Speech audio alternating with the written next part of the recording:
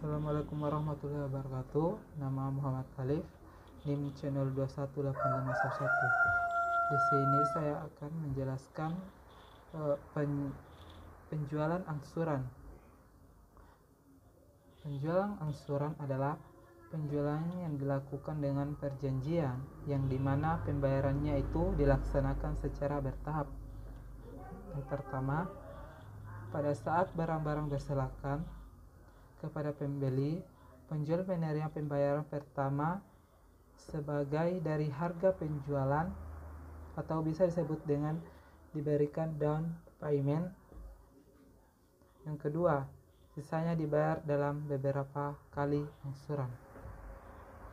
Untuk melindungi kepentingan penjual dari kemungkinan tidak ditetapinya kewajiban oleh pihak pembeli, maka terdapat beberapa bentuk perjanjian atau kontrak penjualan angsuran sebagai berikut.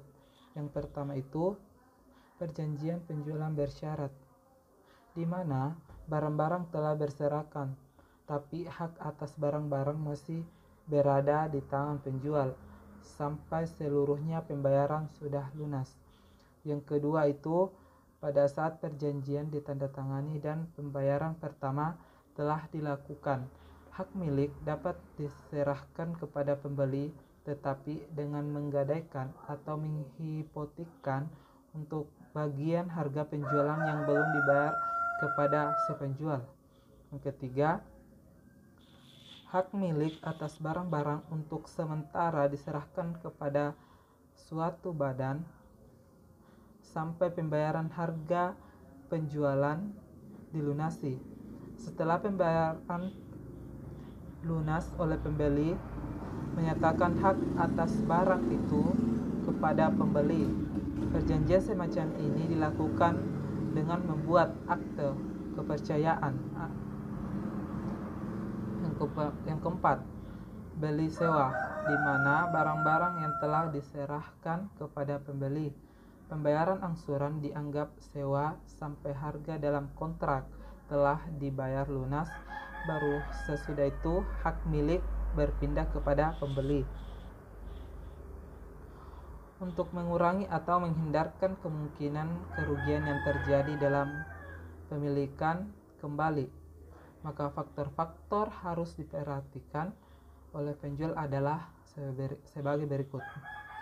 Yang pertama, besarnya pembayaran pertama, yang dimana pembayaran ini harus cukup untuk menutup semua kemungkinan terjadi penurunan harga barang tersebut dari semula barang baru menjadi barang bekas. Yang kedua, jangka waktu pembayaran, yang diantaranya angsurannya yang satu dengan yang lain hendaknya tidak terlalu lama, kalau dapat tidak lebih dari 1 bulan. Yang ketiga, besarnya pembayaran angsuran periodik harus diperhitungkan cukup untuk menutup kemungkinan penurunan nilai barang-barang yang ada selama jangka pembayaran yang satu dengan pembayaran angsuran berikutnya.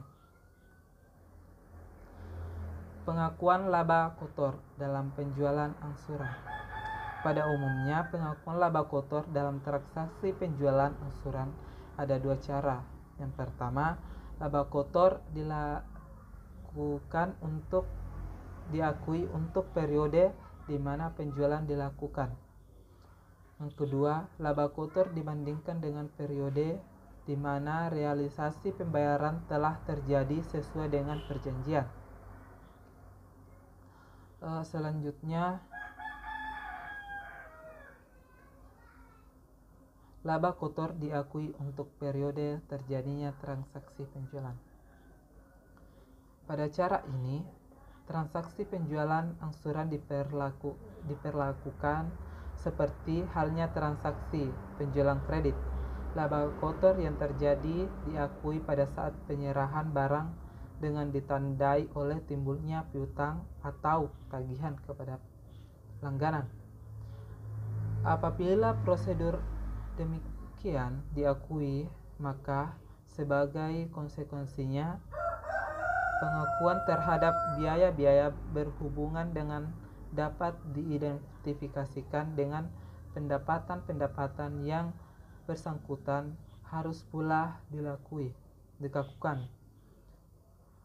Beban biaya untuk pendapatan dalam periode yang bersangkutan harus meliputi biaya-biaya yang diperkirakan akan terjadi dalam hubungan dengan pengumpulan piutang atas kontrak penjualan angsuran. Kemungkinan tidak tepatnya piutang itu direalisasikan maupun mungkin rugi sebagai akibat pembatalan kontrak terhadap biaya-biaya yang ditaksir itu biasanya dibentuk satu rekening cadangan kerugian piutang.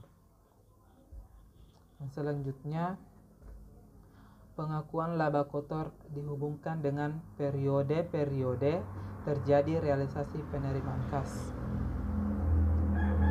Prosedur yang menghubungkan tingkat keuntungan dengan realisasi penerimaan angsuran pada perjanjian penjualan angsuran adalah sebagai berikut.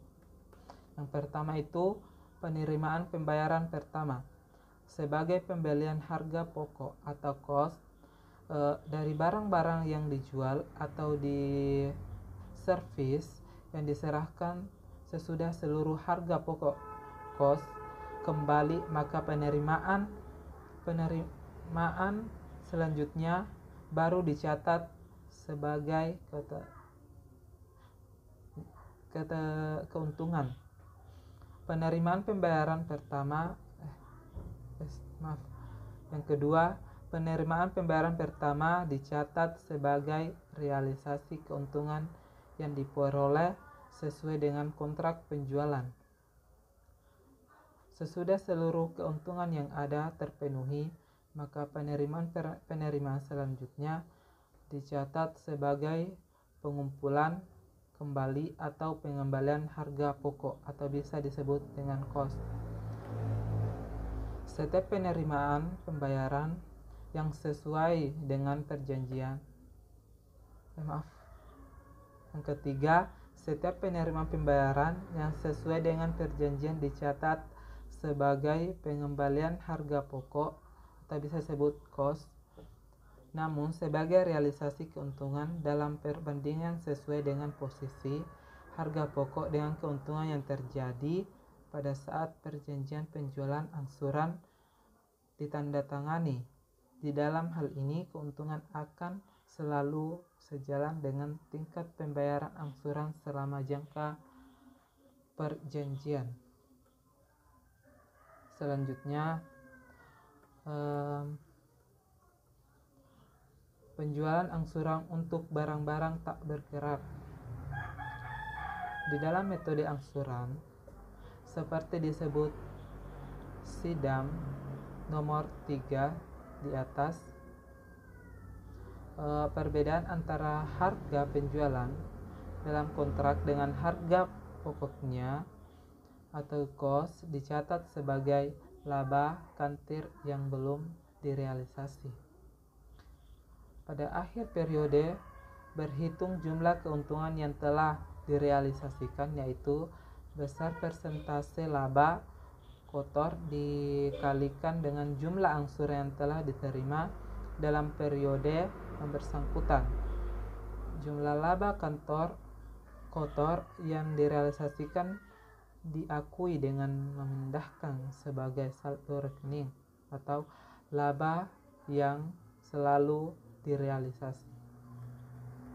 Antara itu penjualan angsuran barang-barang atau bergerak. Prosedur akuntansi untuk penjualan barang dagang dengan perjanjian angsuran pada dasarnya sama dengan cara-cara yang berlaku bagi harta tetap. Dalam mencatat transaksi-transaksi penjualan perlu untuk membedakan antara penjualan reguler dan penjualan angsuran. Ya, itulah tadi pemaparan saya. Apabila ada kesalahan mohon dimaafkan. Wabillahi taufik wal hidayah. Wassalamualaikum warahmatullahi wabarakatuh.